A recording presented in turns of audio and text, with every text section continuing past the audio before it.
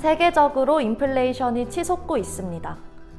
인플레이션을 잡기 위해 금리를 급격히 인상하고 있는 파월 연준 의장은 인플레이션을 잡는 데엔 불경기 등 고통이 따를 것이라고 했죠. 인플레이션을 잡는데 왜 애꿎은 실업률이 늘어나는 걸까요? 인플레이션도 줄이고 실업률도 줄여 모두가 행복할 순 없을까요? 필립스 커브에 따르면 이는 불가능합니다. 1958년 영국 경제학자 윌리엄 필립스는 임금 상승률과 실업률이 반대로 움직인다는 사실을 밝혀냈습니다. 얼마 지나지 않아 세뮤얼슨 등 미국 경제학자들에 의해 인플레이션과 실업률도 상충관계가 있다는 것이 밝혀졌습니다. 필립스 커브 이론에 따르면 물가 상승률이 낮으면 실업률이 높고 물가 상승률이 높으면 실업률이 낮아 물가와 실업률이 반대로 움직이게 됩니다. 물가 상승률과 실업률이 동시에 낮아지거나 동시에 높아지는 건 적어도 필립스 커브에 따르면 불가능한 일입니다. 그렇다면 왜 이러한 상충관계가 발생하는 걸까요? 통화량을 늘리거나 댐을 짓는 등 확장적인 재정, 통화 정책을 실시하면 소비가 늘고 생산이 늘면서 물가가 상승합니다. 생산을 늘린 만큼 기업들은 근로자 채용을 확대해 실업률은 감소하죠.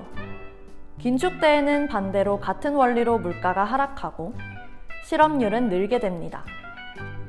물가와 실업률 모두 잡을 수는 없기에 정부는 적절한 정책을 통해 이 둘의 균형을 이루고자 했죠.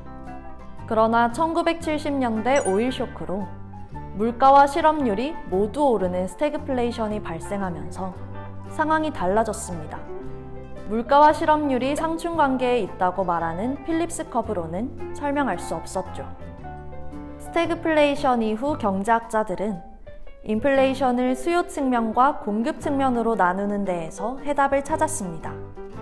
오일 쇼크 같은 공급 충격으로 인한 인플레이션은 필립스 커브로 설명할 수 없지만 경기 호황으로 인한 수요 견인 인플레이션은 여전히 필립스 커브로 설명이 가능하다고 봤죠. 필립스 커브는 또 다른 도전을 받습니다.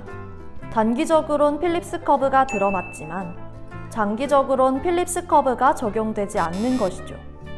아무리 돈을 찍어내도 실업률이 일정한 수준에 도달하면 인플레이션만 생길 뿐 실업률은 더 이상 줄지 않습니다.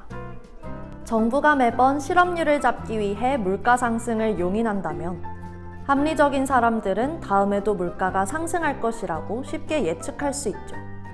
예측이 부정확할 때는 기업이 고용을 늘리는 등 실업률이 감소하게 되지만 모든 경제 주체가 정확하게 물가를 예측한다면 이런 효과를 기대하기 어렵습니다.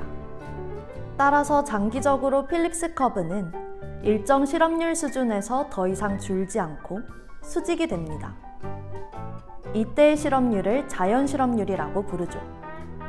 물론 단기적으론 물가가 오르면 실업률이 줄게 됩니다. 사람들이 물가가 오르는 것을 예측하지 못하기 때문이죠. 결국 단기적으로는 실업률을 줄이기 위한 정부의 확장적인 재정 정책이 효과를 볼 수 있지만 장기적으로는 실업률도 줄지 않고 인플레이션만 부추길 수 있는 것입니다.